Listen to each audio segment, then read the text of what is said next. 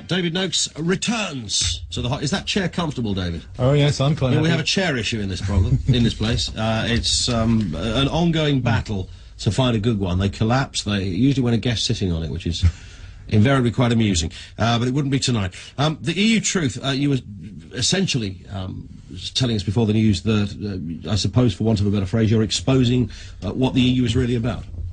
That's correct. The Lisbon Treaty is really very easy to understand if you read any kind of legal documents. Very simply, for example, Article 9 defines a three-tier Politburo dictatorship with a sham parliament with no power on the Soviet model. It's as plain as the nose on your face if you read Article 9. It's not difficult. Article 8A4 gives the EU the power to abolish our Lib Dem, Labour and Conservative parties. And Article 10A, along with countless others, makes it crystal clear that the EU is a military union. So there's nothing difficult about this. They keep saying in Parliament that it's a difficult treaty to read. Well, there are 6 treaties. You can read all of them, and I have.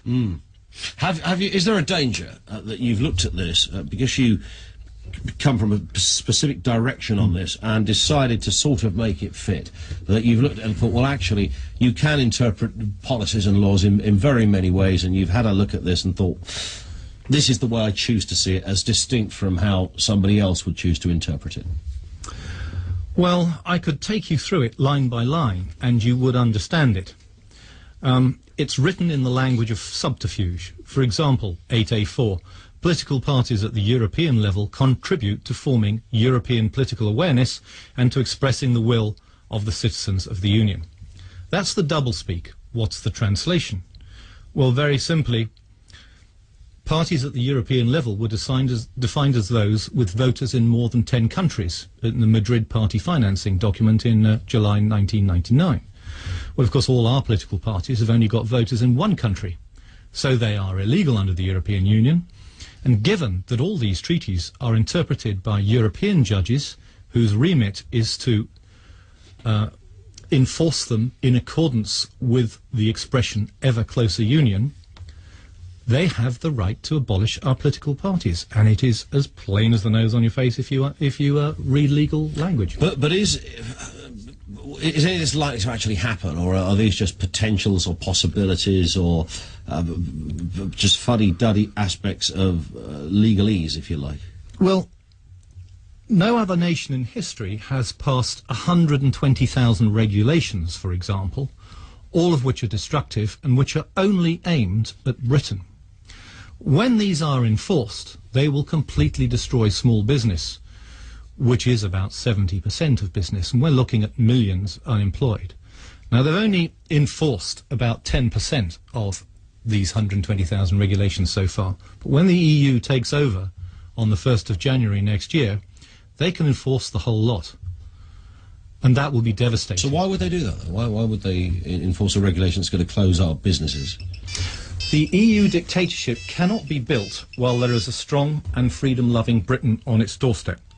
We stopped them in 1914, we stopped them again in 1939. What most people don't realise is that Adolf Hitler founded the European Union as the European Economic Community in 1940. The first summit was in 1943 under von Ribbentrop. 13 nations attended. The first conference was at Berlin University in 1942, when all the normal policies were first expounded: a common currency, common transport policy, common coal and steel. The whole thing was set up by the Nazis. And in 1946, when you couldn't sell Nazism to anyone, they switched it from a Nazi basis to a communist basis, and it's been a communist basis ever since. And right now, they're planning to collapse our house prices because they don't believe in private ownership of property. So you believe that's what that's all about, the reduction of house prices? It's not about market forces and somebody sneezed in the United States and the rest of us got a cold? No, what happened first of all is they encouraged house prices to go through the roof, madly through the roof. They've gone up tenfold since 1990. And then what they're doing now is now there's a crunch and a recession. Instead of reducing interest rates, they're talking about putting interest rates up on the daft pretext that inflation is going up. Well, all the inflation that's happening is happening overseas. It's oil in Saudi Arabia, which is being artificially jacked up. It's rice in India that's going up. We can't affect those prices in England by putting up interest rates, but they're putting up interest rates anyway to force a catastrophic collapse in house prices. So when we read today that actually people are still going mad in the high street and buying things, which is a sure sign that the Bank of England are likely to stick the rates up as a result of that, to try and cool that retail market down, that plays into exactly what you're just talking about. Yes, it's a very helpful excuse for them. Bob here in Heathrow says, here's a question. We've given quite a lot away as a government. Is there anything that could be done to force a change in this policy? Given away what to who? I assume he's referring to our powers have been given away to a centralised Europe. OK, well, 80% of Westminster's powers have already been given to Europe in the last 5 treaties. Lisbon gives away the last 20%. So Westminster is completely powerless from the 1st of January onwards. Over the last 35 years, pro-EU people, about 30,000 of them, have been moved up into all positions of power in England. So that, for example, they managed to get this vote abolishing Britain in the in Parliament with the Lisbon Treaty, and the House of Lords passed it last night. So government is never going to oppose the EU because they are only in government because they are sympathisers. So government won't do it. There's lots of ways we can do it, and the first and most obvious, and the only thing that will definitely stop the EU, is a general strike. So a general, which would be what? Every worker of every energy-based essential industry just putting tools down and coming out of work? That's right. We all need to go on strike until these traitorous MPs either resign or strike out all 6 treaties as null and void. They shouldn't be repealed because they are all illegal under the British Constitution, which is written, by the way, every word of it.